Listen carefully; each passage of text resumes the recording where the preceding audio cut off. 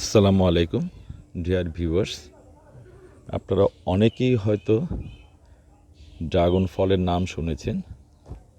Even সবচেয়ে মজার ব্যাপার হলো অনেকে দেখেছেন।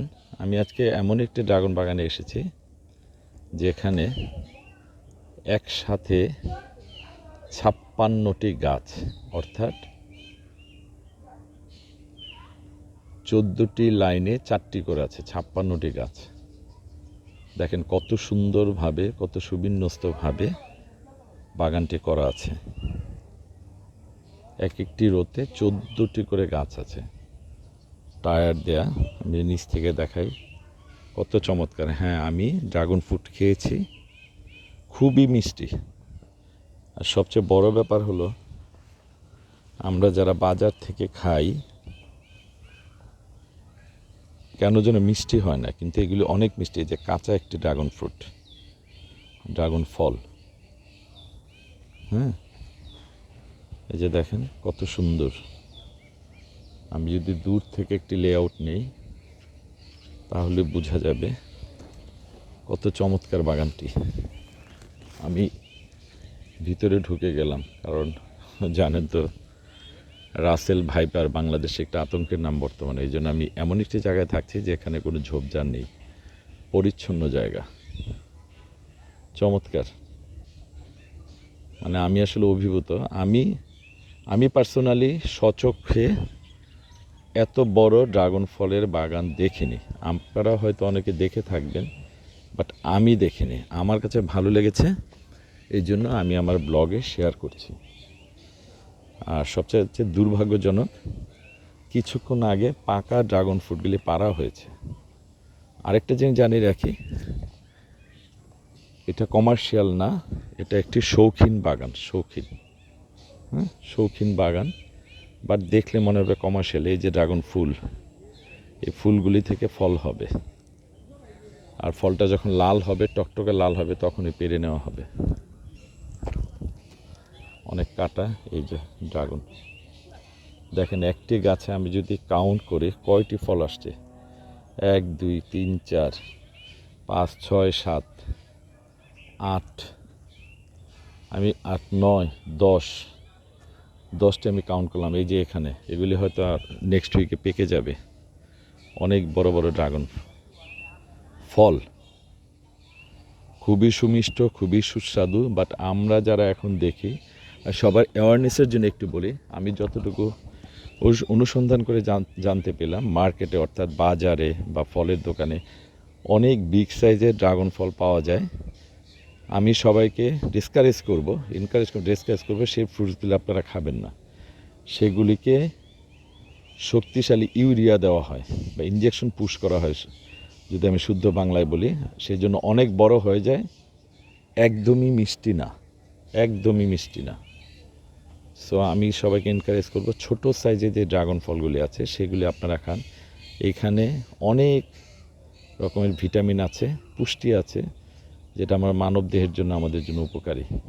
আমি যদি একটি গাছ দেখাই, এই যে এখান থেকে দেখেন, এখান থেকে পাড়া হয়েছে 1টি 2টি 3টি 4টি 5টি 6টি ড্রাগন ফল পাড়া হয়েছে এখান থেকে। ওই যে ওখান থেকে পাড়া হয়েছে। আমার দুর্ভাগ্য, আমি পাকা ড্রাগন ফ্রুটগুলি আপনাদের সাথে শেয়ার করতে পারিনি, বাট এতটুকু দেখাচ্ছি, গাছে অনেক ড্রাগন ফল আছে, অনেক অনেক। আমি একটি গাছের কথা বলেছি, সেখানে 10টি গুনেছি। এই যে দেখুন, অনেক ড্রাগন ফল আছে। সো যাদের এমন গ্রামে জমিন আছে, কাজে লাগে না, তাদেরকে আমি রিকোয়েস্ট করব, আপনারা দয়া করে শৌখিনতা বা বাণিজ্যিকভাবে করতে পারেন। খুবই লাভজনক একটি প্রজেক্ট।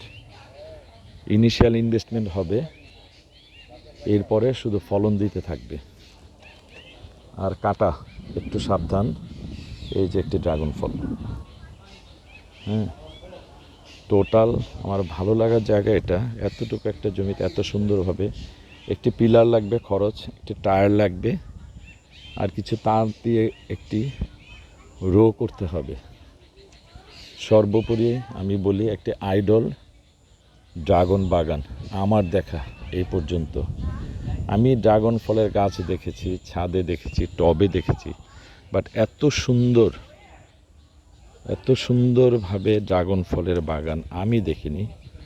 হয়তো আপনারা দেখে থাকবেন, বাট আমার চোখে পড়েনি। এই জন্য আমার যা ভালো লাগে আমি আমার চ্যানেল নির্জন স্টেপসে শেয়ার করি, জাস্ট আপনাদের সাথে আমার ভালো লাগাটি শেয়ার করার জন্য আর ভালো কাজে এনকারেজ করার জন্য। আমি একটি রিস্কে হাঁটছি, সবাইকে রিকোয়েস্ট করব সাবধান।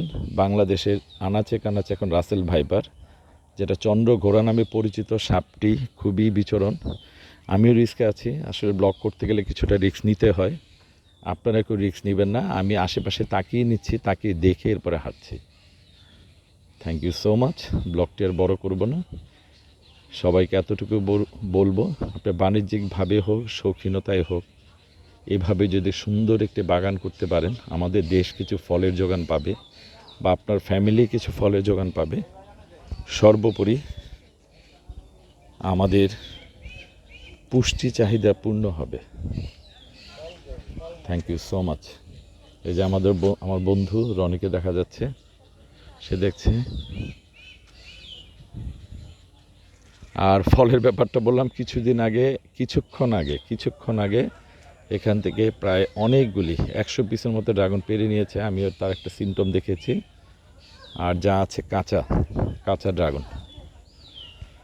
সো ডিয়ার ভিউয়ার্স, সবাইকে আবারও আমার নেক্সট ব্লগ দেখার অনুরোধ জানিয়ে এখানে শেষ করছি। ভালো লাগলে চ্যানেলটি সাবস্ক্রাইব করবেন, শেয়ার করবেন, কমেন্টস করবেন। সবাই ভালো থাকবেন। আসসালামু আলাইকুম, বাই।